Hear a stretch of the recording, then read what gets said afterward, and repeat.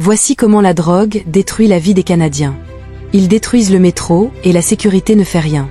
Il n'y a pas seulement la drogue, il y a aussi le fléau des sans-abri, surtout dans le froid. Par exemple, ce vieil homme est mort dans la rue, il a passé toute sa vie dans la rue. Et ses amis et connaissances lui rendent hommage dans la rue et dans le froid. La famine n'épargne personne. Par exemple, cette femme nigériane qui pleure de famine dans le froid. Je vous laisse écouter. I feel hungry. I have my food over there. Do you want me to buy you? Come back and get it. That's the feeling, eh? Vous avez écouté? Regardez cette femme qui tente de garder sa beauté volée par la drogue en se maquillant le visage. Regardez cet étudiant africain devenu sans abri au Canada, obligé de quémander la nourriture pour manger. Continuons la vidéo. Voici comment l'Occident cache sa propre misère derrière des leçons de morale données au reste du monde. Sur Instagram, à travers le compte Redinte Street, géré par King Bee Productions, on découvre un Canada que les cartes postales ne montrent jamais.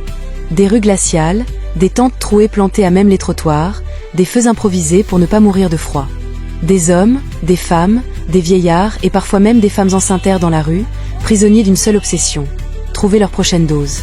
La drogue, les pilules, tout ce qui peut leur faire oublier qu'ils n'existent plus vraiment. Ces vidéos ne sont pas des fictions. Ce sont des instants arrachés au réel. Elles montrent des êtres devenus des ombres d'eux-mêmes. Des visages pâles, creusés, parfois figés dans un état d'immobilité totale quand la substance leur manque. D'autres parlent dans le vide, délirent, hurlent sans raison. Certains ne trouvent de réconfort qu'auprès d'un chien ou d'un chat, leur unique compagnon fidèle dans une société qui les a oubliés. Pourtant, parmi eux, il y a encore ceux qui gardent une part de lucidité. King Bee a une fois offert un mobil-home à une femme chanceuse et elle était en larmes de joie. Malheureusement tout le monde n'a pas cette chance et il ne peut pas sauver tout le monde. Quand King Bee Productions tend son micro, il raconte comment tout a commencé. Comment une pilule a suffi à les faire basculer. Comment ils ont perdu leur famille, leur maison, leur dignité. Des histoires qui se ressemblent toutes et qui pourtant brisent à chaque fois un peu plus le cœur. Mariage détruit, enfants laissés derrière, liens familiaux dissous par un besoin plus fort que tout. Et il y a ce contraste cruel. Alors que l'Occident se pose en donneur de leçons, en juge des sociétés africaines, il ignore ses propres plaies béantes. En Afrique centrale, malgré la pauvreté, on ne voit pas des rues entières remplies d'âmes errantes. On ne voit pas des foules dormir sur le bitume, figées comme des statues cassées par la dépendance.